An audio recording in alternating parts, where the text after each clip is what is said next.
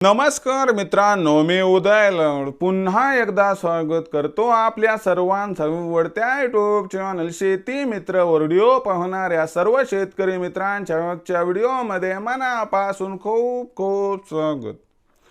मित्रांनो, थंबनेल बघितलं, टायटल वाचलं हो मित्रांनो, सामान्य कास्तकार बांधवांसाठी देवा भाऊंनी घेतला आता ऐतिहासिक महानिर्णय। आता 2025 मध्ये देवा भाऊ हमी भावावरती करणार सरसकट सोयाबीनची खरेदी। सध्याच्या कंडिशनचा हा सर्वात महत्त्वाचा महानिर्णय की 2025 मध्ये आता देवा भाऊ सरसकट हमी भावावरती करणार सोयाबीनची खरेदी। मग जर देवा भाऊ सरसकट हमी भावावरती सोयाबीनची खरेदी करणार तर याच्यामध्ये मग आपल्या राज्यामध्ये जेवढं सोयाबीन आहे ते सगळं या ठिकाणी खरेदी केल्या जाणार का, आणि याच्यामुळे भविष्यात सोयाबीनच्या भावावरती कशा पद्धतीनं परिणाम होऊ शकतो याच्याबद्दल अधिक माहिती जाणून घेण्यासाठी आता आपण सर्वांनी व्हिडिओ सुरुवातीपासून या ठिकाणी शेवटपर्यंत पाहावा।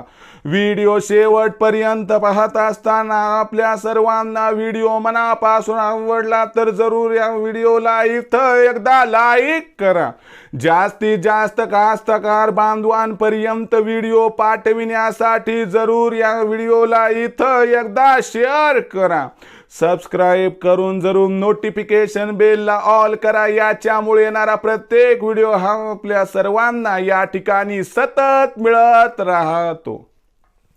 बघा मित्रांनो, सामान्य कास्तकार बांधवांसाठी घेतला देवा भाऊंनी या ठिकाणी ऐतिहासिक महानिर्णय। देवा भाऊच्या या महानिर्णयानुसार आता देवा भाऊ 2025 मध्ये हमी भावावरती करणार सरसकट सोयाबीनची खरेदी। मग देवा भाऊ हमी भावावरती राज्यातील सर्व सोयाबीन खरेदी करणार का, याचा भविष्यात सोयाबीनच्या भावावर कशा पद्धतीनं परिणाम होऊ शकतो याच्याबद्दल घेऊयात आता अधिक माहिती।